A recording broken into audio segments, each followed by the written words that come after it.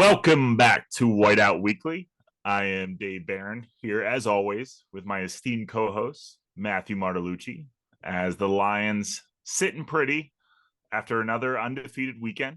No, they did not play football this weekend, but they remain 5-0 as they head into the belly of the beast of the second half of this schedule, starting with the mighty Minutemen from the New England territory up in Massachusetts, who are coming down for a nice $1 million check for visiting Beaver Stadium. Who's that Bible character that got caught in the whale's belly? Jonah? Take me back to my Sunday school days, Matt. I went to Catholic school for kindergarten to 8th grade, and my parents pulled me out of there. But I think it's Jonah. This is a Jonah in the belly of the beast game. We can't get trapped. We can't get trapped by UMass. Can't get trapped. Looking ahead to mighty Ohio State. I know the mentality is always 1-0, but that is on the horizon. But Vegas giving the Lions all the love in the world this weekend as 41.5-point favorites at home. Holy, I didn't even look. Wow. Wowzers. They're starting to catch on to the Cover Kings. They are, but I think they might still end up being the Cover Kings, but we will get into that later. But Lions with a 3:30 Eastern kickoff against the mighty Minutemen of UMass. And Matt, how you feeling headed into game number 6? Feeling good about our depth despite the injuries, feeling good about our secondary in particular, and really feeling good about our defensive line, which kind of was shaky at the beginning of the season and has now seemed to turn it on completely. I did forget one surprise Bobby player underclassman last week, and that is Elliot Washington, special teams stud. He plays kick coverage, punt coverage. He has a field goal block. According to PFF, he's the 3rd highest graded special teams player on Penn State. 2 solo tackles and 0 penalties. And I'm sure they don't count it, but I'm sure he's caused his fair share of fair catches. So shout out to Elliot Washington. Forgot him last week. Meant to put him in my surprises. All right. So with that, let's kick it as we always do around the trenches. Trenches on 3. 1, 2, 3. Woo!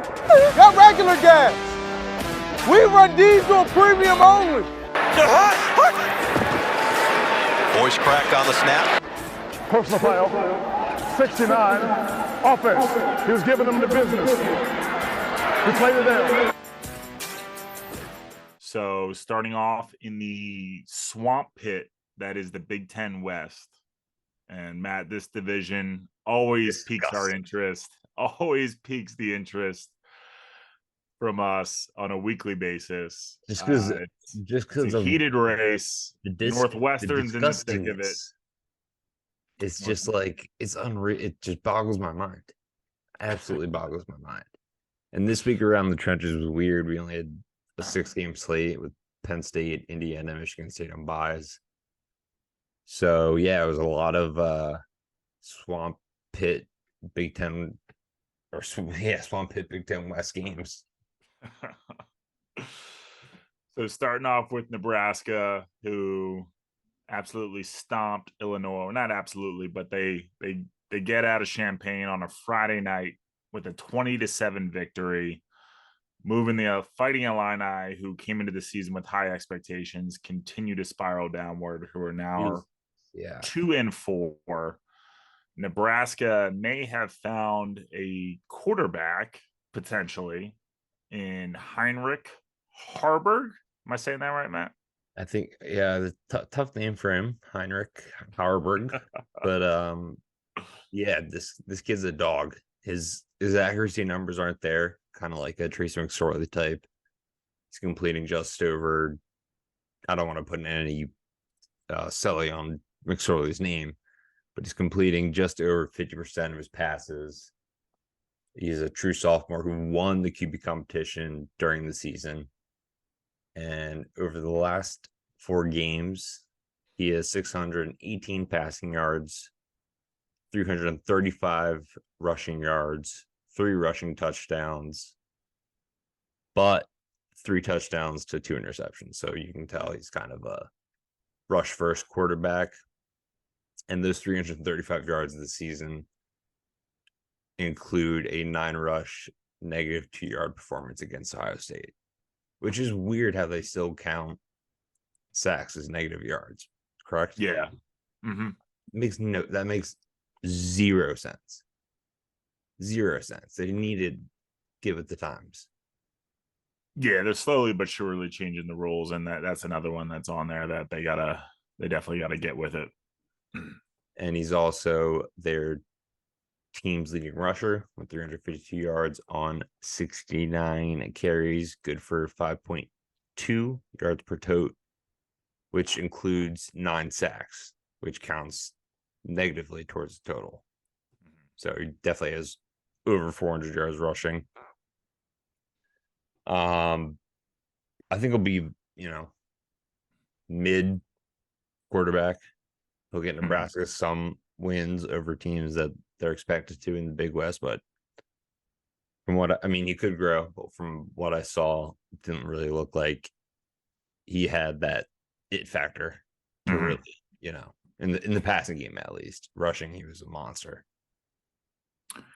Yeah, it'll definitely take some time for Matt Rule to get his own guys in there, start to build out that team, whatever he is able to do. I know Nebraska, similar limelight to Texas, where I know they get a rabid fan base and the nation kind of wants them to be back, but they've been so far off the beaten path. So it'll be interesting to see if Matt Rule, as he gets his recruiting process going and get through a couple cycles, see if he can start to improve the talent on that roster. And then as for Brett Bielema's Fighting Illini, like I said, continue to spiral downward, and that schedule doesn't get any easier. Spiraling. As they find themselves in a matchup at Maryland this week, at home against Wisconsin, and then on the road again against Minnesota. So Brett Bielema's squad, if they want to get back into bowl eligibility, definitely going to have to find a way to squeak out at least 1 or 2 of those wins over the next 3 weeks, but not looking good for the Illini. I'll tell you one thing, I'm betting against them in every 3 of those games. You can take one, but I'm going to take a half or something. I'm taking part in every one of those games. Illinois is cooked. We'll continue with the top dog in the Swamp Pit. Wisco dominates the first half, but let up in the second half. They were outscored 13-7, but still won 24-13. And we thought at the beginning of the season with Mordecai that they were going to be a little more of an air raid offense. But the key to their winning is still the same, and it's very simple. They stop your rushing attack, and then they pound the rock with their own rushing attack. Mm-hmm. Rutgers as a team had 22 carries for 54 yards, and 0 touchdowns. Braylon Allen by himself had 21 carries for 102 yards and a touchdown. So Wisco not only is dominant in the run, but also dominant against the run on defense. And I see them as a clear favorite, despite my Iowa bias. The clear favorite of the Big Ten West. Yeah, I think Fickle in his first year is still trying to implement that raid attack that he had at Cincinnati, like you mentioned, going back to the true Wisconsin roots where it's the ground and pound. I think it's also a little bit of Tanner Mordecai just might not be the right guy. No, he had some success at SMU once he transferred there from Oklahoma, he might just not be the right guy for that offense, and that might just be Fickle resorting to knowing that you got a talented back in Braylon Allen, and then even Chaz Malusi back there who had some success before Allen came to town. But yeah, so be interesting to see. Like I mentioned with Matt Rule, over the next couple of years as Luke Fickle gets some recruits in there.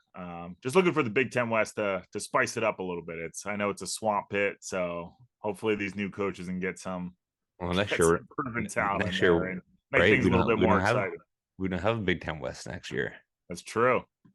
Last year, the last two raw, who's gonna get it? Gonna miss it. I'm gonna miss it. Speaking of Wisconsin, their main rival in the Big Ten. I mean, I don't know if it's their actual rival, but their main competitor in the Big Ten West, Iowa, beat down Purdue 2014. It was a very misleading score as the Hawkeyes won in their typical ugly fashion. The first half, are you ready for this? First half of this game featured a total of 7 punts by both teams, a missed field goal by both teams, 1 made field goal by Iowa, an interception by Iowa, and 2 touchdowns. So Iowa was up 20-7 based on turnovers late in the third before tossing an interception in the late third, but then they held off the Boilermakers who couldn't get it going on offense. And then lastly, we're out of the swamp pit. We're seeing the green grass out of the swamp. I have to do this one to show the pure idiocracy of these divisions. So Northwestern played Howard this weekend, and their backup quarterback, Brendan Sullivan, he's a junior. He got the nod. He has a great game, relatively, when you're playing Howard at home. No disrespect to Howard at all. 13 of 18 for 131 yards, 2 touchdowns. Also carried the ball 13 times, 38 yards, and another touchdown on the ground. So Northwestern's enjoying a nice 23-7 lead over Howard with about less than 8 minutes left in the fourth quarter. And whoever is calling plays at Northwestern decide that it's the best. He has a light bulb go on his head. It's a brilliant idea to go for it on 4th and 3, put the game away against Howard on the 25-yard line. Like, kick the field goal. You're up 20. Analytics, I don't care. Kick the field goal. You're not 4th and 3, 25. So anyway, Howard gets a sack. Very next play, 64-yard touchdown run. And then Northwestern gets the ball back. It's 3rd and 1. They commit a false start and don't convert. Howard goes 8 plays, 63 yards to make it 23-20 with 2 minutes and 28 seconds left in the game. But Northwestern, which they should have done 5 minutes ago at the 25-yard line, just ran the ball out and kicked a field goal to win. But with all that being said, Northwestern is 3-2. We thought they were going to be bottom feeders. They're third in the Big Ten West. Ridiculous. I will say I love the cojones on that play caller, though. Going for it on 4th and 3, up 23-7. Like, are you kidding? It's out of control. Playing every game like it's his last. Like, you made that a 4-possession game if you kick that field goal with 8 minutes left in the fourth. He's just like rolling the dice. Screw it. We're going for it. Howard, we need to put them away. All right. We're out of the swamp. Out of the swamp. Heading back over to greener pastures, otherwise known as the Big Ten East, We had the Maryland Terrapins at Ohio State, so coming to the shoe. And Maryland started off hot, looking like they were gonna hang in there, at least for the majority of the game. So they scored first. Before you start, I had $150 on Maryland first half. I think it was 7.5, something like that. 10.5. Mm-hmm. Whatever it was, they covered. Mm-hmm. But as I'm placing, game started, it got suspended. So very upset about that. Good thing you didn't take that full game spread because but you already took it. That's why. Yeah, In the Bonanza. So I was yeah. First half, see what happens. But Maryland struck first. Looked like they were going to kind of hold their own and at least stay in that game. And then Ohio, it was just too much Ohio State, too much Kyle McCord, and too much Marvin Harrison Jr. In the second half as the Buckeyes outscore the Terps 27-7 in the second half and win easily 37-17, like you mentioned, a half spread. So Ohio State will have one more round like the Lions will this week before that showdown in Columbus with our Nittany Lions. And then Michigan at Minnesota, which primetime matchup on NBC, new Big Ten slate, and did not start off well for the Golden Gophers. First play of the game was a pick six to Will Johnson, who very well, not might be, is one of the top corners, probably top 2, top 3 at a minimum in the Big Ten. Started the game with the pick six, and the Wolverines really never looked back as they continue to look like the full package in the Big Ten Conference as they win 52-10 in Minneapolis. So Michigan remains undefeated and remains steamrolling all of their competition. Yeah, it's tough for me to say as a Penn State fan. Every week they add a new dimension. I'm like, wow, their defense is legit. First week it was like, wow, their running backs are legit. Weeks 2 through 4, it was like, hey, JJ McCarthy, he's got an arm, he's got accuracy and weapons. And now it's, the defense coming into form. So they are a scary team. They're the Goliath for sure in the Big Ten. I think Ohio State, I still think they're weak against the run, man. I really do. They gave up how many yards to Maryland? 106 total yards to Maryland. 38 to Antoine Littleton, 35 for Hemby. A lot of that was game style, having to throw the ball down.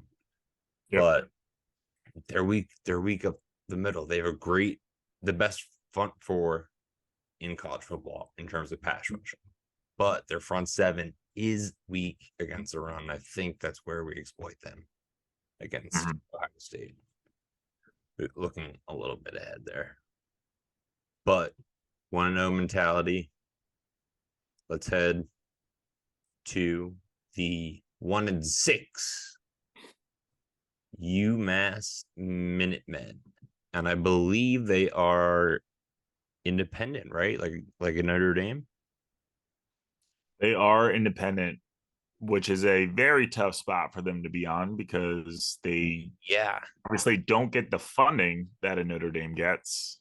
So they're very dependent on matchups like this, where, like I mentioned, where they're probably gonna walk out of Happy Valley after a firm shellacking with about $1 million to take back to their athletic department. But very tough spot to be in for them to be independent, with a very clear lack of success within that program. Yeah, I forget. I was talking to my dad about this. The Delaware game.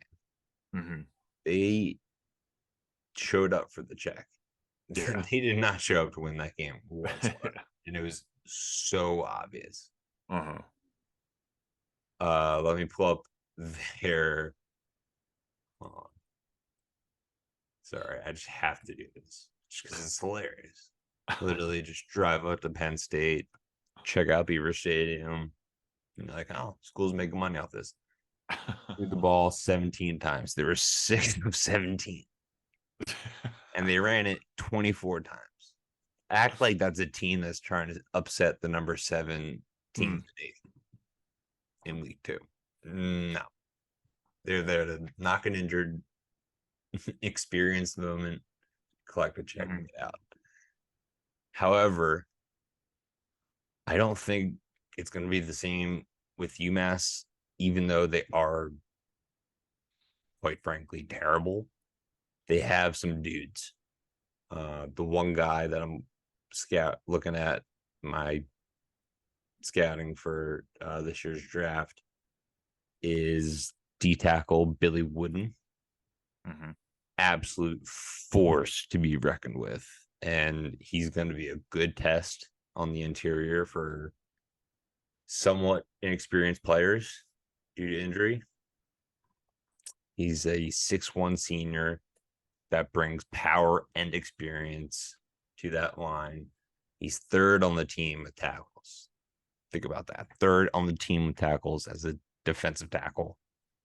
Leads them in sacks with 4.5, again, as a defensive tackle. 12 defensive stops, leads the team, I think, by like 6. And then he also has caused 2 forced fumbles and recovered them both. So that dude's a problem. Yeah, no, on offense, I think really the only key player to kind of zero in on, which I'm sure they will be, is K'Ron Adams, the running back.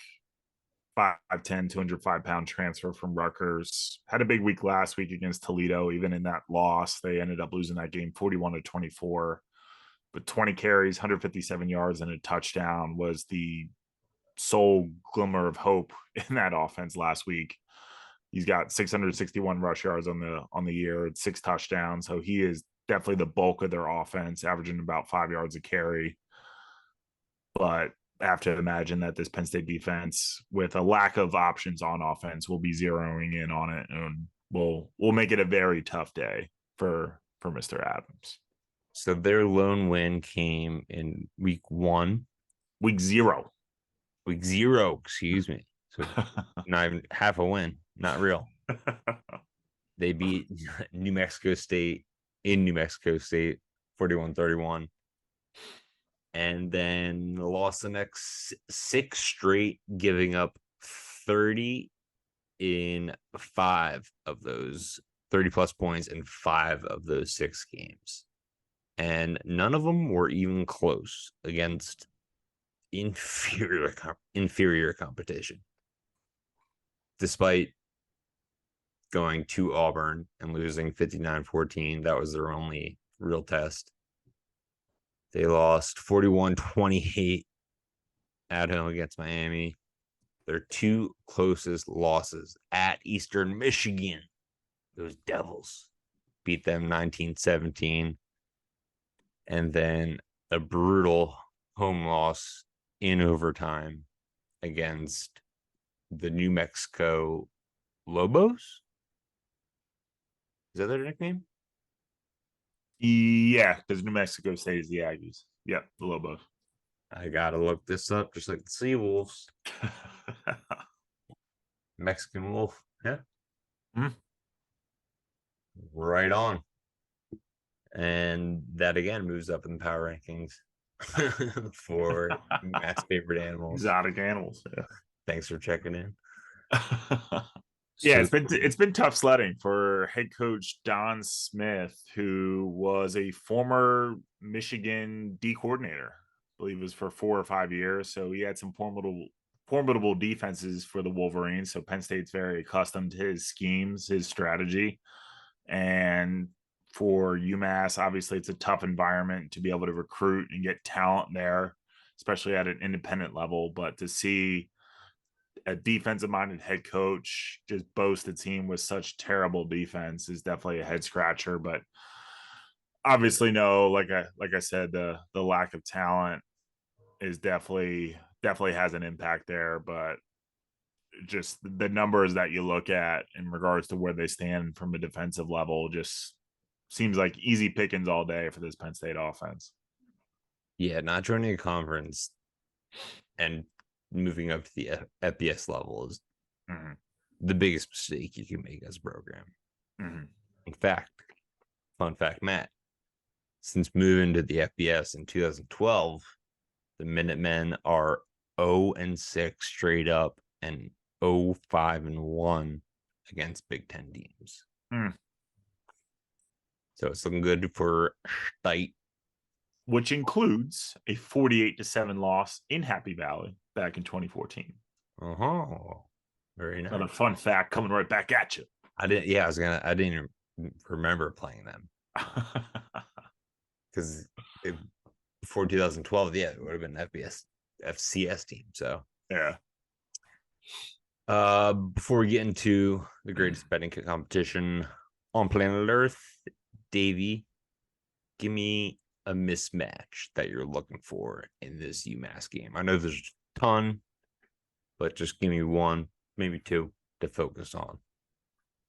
So for me, I'm looking at this passing attack. So we didn't talk about it around the trenches, but very interesting comments and feedback given back from Franklin occurred this week in his weekly presser from a Mr. Corey Geiger, who did not phrase the question properly to James, but he was trying to get a point across that we've mentioned, or that I've mentioned on here, or we've mentioned, and a lot of other folks are kind of concerned about, is the fact that Penn State hasn't really stretched the field, throwing the ball downfield. So the way that he phrased it to Franklin was, why don't you have Allard just plan to just chuck it down the field and no matter what? And James and Franklin obviously took that and ran with it and said something along the lines of, my skin's boiling just hearing you mention that you mean just chuck it no matter what.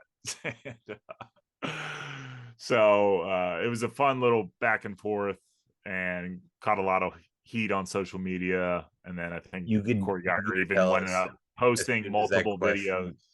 Yeah. As soon as that question went like somewhat awry, like he didn't ask it the right way, he was just like fumbling, like, why don't you throw it deep? Like no matter what. Yeah. But with that said, I do expect them to have some chances to kind of open up the field this week. For me, I would love for them to show a little something prior to that Ohio State matchup. I know you don't want to look ahead, but when you talk about an Ohio State and a Michigan matchup, they very likely will be in spots where Allard's got to get them down the field and put them on a clutch drive and open some things up. So would like to see that. But with all of that being said, I am looking forward to Trey Wallace. He should be good to go this week. He's been sidelined the last couple of weeks with, as always, with Penn State, an undisclosed injury, but he started off the first couple of weeks hot. Yeah, I'm pumped for him. Putting up 10 catches, almost 100 yards, really occupying that slot role. So really looking for him to get back into action here and for him and Allard to pick up where they left off. That number 2 wide receiver spot, as we were mentioning when we opened up the season, is one of the key competitions and remains to be so. Maybe let's pause for a second, because that's a huge point of contention. Tyler Warren's clutch, so clutch. Like anytime we need a big grab, Tyler Warren's grabbing it, but he's not the number 2 receiver. So who would you put as our number 2 receiver? It's been an interesting kind of storyline to unfold. In week 1, you thought maybe it's Malik McClain, the transfer from Florida State, who had that touchdown and had 4 or 5 catches in week 1. And it's really since that Illinois game, he had a couple drops and he's really disappeared off the face of the earth. And everyone's been waiting for Dante Cephas to really burst onto the scene. He's been formidable. He's been coming up with some clutch catches, but really hasn't been that go-to guy that you were expecting. So really it's been Liam Clifford and Caden Saunders and Trey Wallace when he's in there. And really the only other outlier that has started to garner more reps, but not really a lot of stats to show for it, has been Amari Evans as he's gotten back into action. He was sidelined for, I believe it was the first couple games of the season with an injury, but that is very much still wide open. So Trey Wallace has been dependable when he's been in there. So that's why for me, I'm looking for him to have a big game and tear up this secondary, if not Keandre Lambert-Smith. But Well, he's Caden he's Saunders. the number one. Yeah. Right. Lambert Smith, very clear number one, and everything else behind him is still wide open ball game, which is a little concerning heading into the brunt It's of not Big Ten even play. a two. It's all 3A, 3B, 3C, 3D.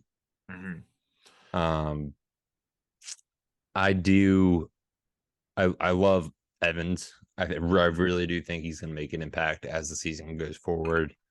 But I also love Liam Clifford in the slot.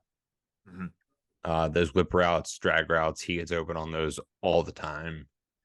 Doesn't have the downfield speed to really break through on like a seam route, but with Evans or Saunders coming back, he plays slot, correct?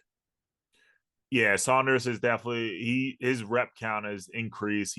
He's been the mainstream punt returner who's started to get used to that role and starting to break some yardage in the beginning of the year. He was really I've noticed, he's implemented a couple moves here and there. Yeah. And he's been getting a lot of time in the slot. So similar to Evans, where he's getting high rep count, not a lot to show for it. So really just looking for him to continue to get that in-game experience. But yeah, he's been primarily focused in the slot. How can Liam play outside? How tall is he? He's a little bit smaller. So he definitely operates better in the slot. Liam's also been a very formidable in the blocking game this year as well, and really proving his worth as a blocker when he's not active or going out for a pass route. So that's where I think he's been getting a lot of his playing time as well, as he's proven and shown that he's willing to be a big time blocker at that wide receiver spot. So he's definitely got the eye of the coaching staff, and he's proven his worth when he's out there. So yeah, he's 6'1", 198. And in the slot, you would assume, or in outside, you would assume, if you're in like halfback stretches and screen passes, he's going to be blocking upfield more. So, could be an option. Time for my mismatch against the Minutemen. Besides everywhere, maybe the Billy Wooden mismatch, but I think we have the real edge in the running game. I think this is the third time I've called this, but UMass run defense is ranked 130 out of 133 teams, giving up over 220 yards on the ground per game and over 237 on the road. We went over the schedule without the most premier competition. We're going to get a heavy dose of Katron, which is going to get him close to 100 yards. I think Singleton is going to hit 2 home run touchdowns. And then once the game's good and over, probably by mid-third quarter, Trey Potts and Pribula will follow it up. And I think we're going to rush for over 250 yards this week. I was going to say, if they do not break a 20-plus yard run against this team, so help me God, we got a problem. Yeah, this is the week to get. We've been waiting for it. Just give it to me. Yeah, this is the week to get Singleton that home run shot that we're going to be highlighting, watching it back and back and back and back and forth. It's coming. So that will pretty much wrap it up for the UMass preview. I know we didn't get a lot of UMass players introduced to you before the game, but I don't think it really matters. I think you're going to be seeing a lot of touchdowns and underclassmen and see some future Penn State players, stars, shine in this game. And with that, we head to the greatest betting competition on planet Earth, the Big Ten Betting Bonanza.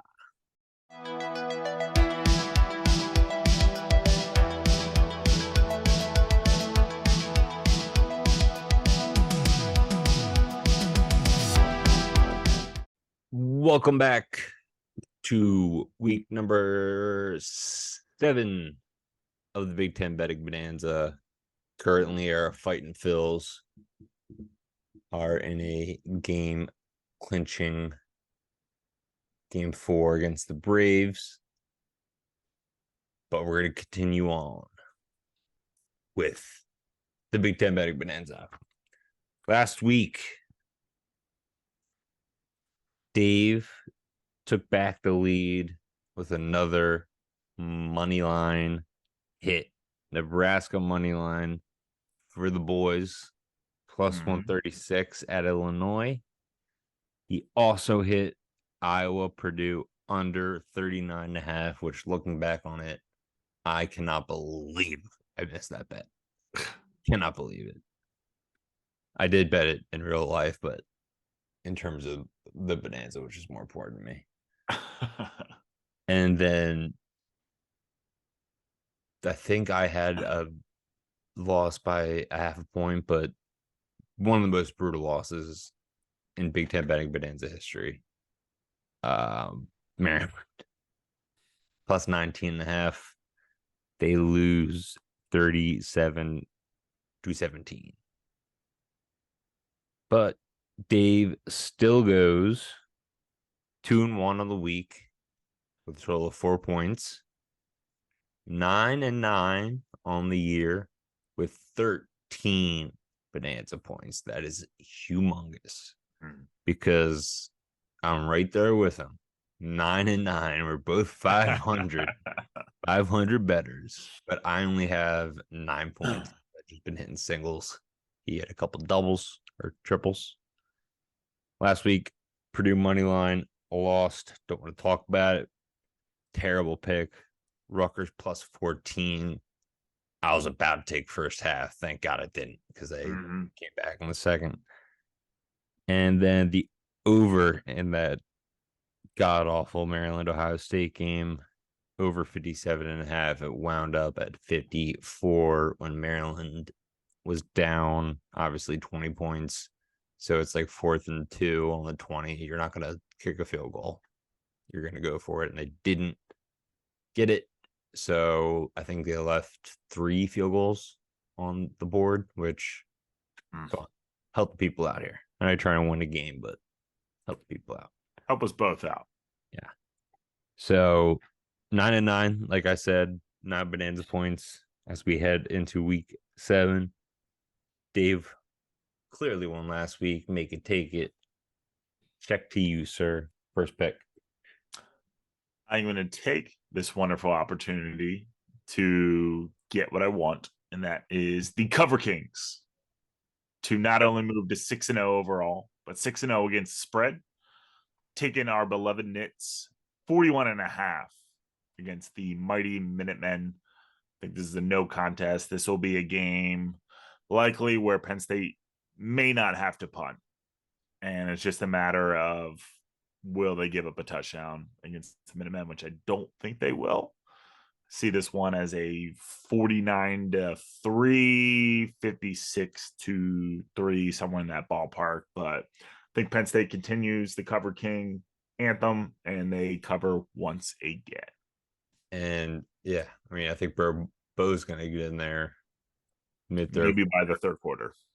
He needs those valuable reps, so yeah, we're going to score touchdowns late into the fourth quarter. Yep. Good pick. Wasn't on my board, however. This one was, it's weird. Rutgers -5. At Michigan State, I believe. Or are they home? No, they're at home. So they just had that absolute dogfight with Ohio State. Had some promise coming out of it with a good second half. Hold on, let me look up their injuries real quick. That would suck some of those out. I'm going to... Is this allowed? I'm going to push this Rutgers money line, or this Rutgers spread to -7, which on DraftKings is plus 118. Oh, we doing a little alt line action. I dig it. Would that be a +3? I'll give it to you. Let's go. I'm gonna sweat that one. I know it. You're second. So I was on them earlier in the year. They let me down. I know where this is going. I'm dipping back into the well as they're rounding into form. Do it. Michigan against the Hoosiers. Big spread here, -33. I am confident that they cover this. And if they let me down, they're dead to me. But I like Michigan -33 this week against the Hoosiers and Ann Arbor. Are you 0-3 or 0-2? ATS. I'm betting them.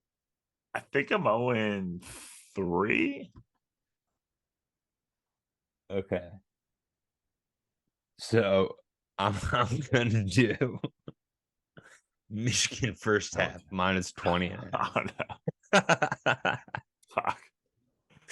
Because I mean they just dominate the first half, and the second half they put in all their backups and they have a chance at a back to recover. So I'm taking Michigan first half -20.5. Confirming it's 0-2. So third time's a charm. I'll get this one. But confirmed. 0-2. 0-2. 0-2. It's hard to go 0-3. Third pick for you, Davey. Third and last. Third pick, I'm going to the Lafayette Buckeyes at the Boilermakers. 11 a.m. local time kick. Got the over-under here at 50.5. I could see this one being a little bit of a sleepy start. Buckeyes maybe looking ahead to that Penn State matchup. That's only a week away. Hosting Slow them start. too. They got to go on the road and then around. host them. So I'm taking the under here, under 50.5. Yeah, it's another great pick. I'll take all yours except for that Michigan one. No, that's gonna win. Under 51.5. 50.5. 50.5. Okay, my third one. I am gonna take Maryland -14 over Illinois. We talked about how much Illinois struggled. Brett Bielema seems to have lost control of the locker room. Meanwhile, Maryland has completely bought in. They're rushing the ball like none other. Paulie is slinging the rock. They are a potential contender in the future one conference, Big Ten. Just sucks being the Big Ten East for them. They would crush the Big Ten West. So that's why I'm taking them -14 over Illinois as my last pick. It's a good pick. Thank you all for listening to another episode of Whiteout Weekly. And if you've made it this far, be sure to check out our Instagram. Just search Whiteout Weekly and our pin post. You can have the chance to enter to win a Whiteout game ball. It was delivered on Tuesday. Been sitting in my room. It's awesome. Looks so cool. Packaged and everything. Make sure to definitely follow those rules, enter the contest, and now winners will be announced tomorrow. So get those in. Well, today, because this is gonna come out on Friday. But thanks again. We appreciate all of you who continue to support us. We're gonna keep this thing going till the wheels fall off. And hopefully Spencer Strider's wheels fall off very soon. Amen. Thanks, guys.